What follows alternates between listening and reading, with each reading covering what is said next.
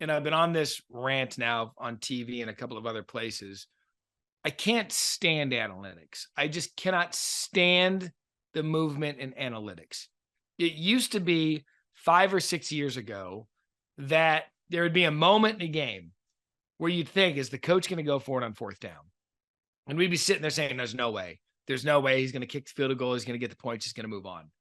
But because of analytics, because the guy with the book says, 62% of the time, if it's in this position with this score, go for it.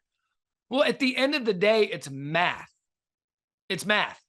It's humans running the play. And there are so many occasions where the math says to go for it and the math loses. And then you lose the play, you lose the game. And I bring that up because Dan Lanning said after the game, and I think Lanning's one of the best young coaches in college football.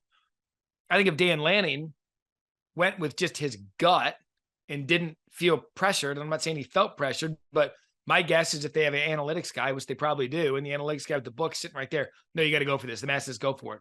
Well, in that split second of a decision, the math says to go for it, go for it.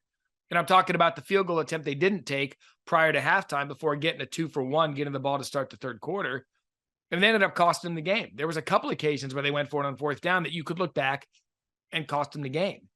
And I'm just so sick and tired of hearing this at the end of the game, the math. How about just go football instinct? We're down. We need points. We could use 3, a chip shot field goal going in the half. I believe at that point it would have been they're down 1. They go in, they get the ball to start the third quarter. And every week there's an occasion where you hear the math. Just stop it with the analytics. Just go back to it. I mentioned this to Dan Mullen on Saturday. Coaches are control freaks. When did coaches decide that it was okay to give up the control to a calculator and give up control to a pie chart that says you should go for it or not? I mean, there are coaches that live and die by the book in terms of what the math says. I'm just telling you, there's going to be a time, and Oregon was a good example of it.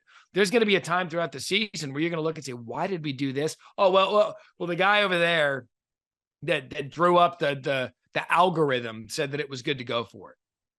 I mean, we hear this in baseball and all this other math going on in sports. Just play the game. Play the game and let it play itself out. Now, if after the game you said, you know what, that had nothing to do with analytics, I just wanted to make a statement, then so be it. But at the end of the day, that's my rant on numbers for the day. Give me something I can feel. Light a cigarette just so I can breathe.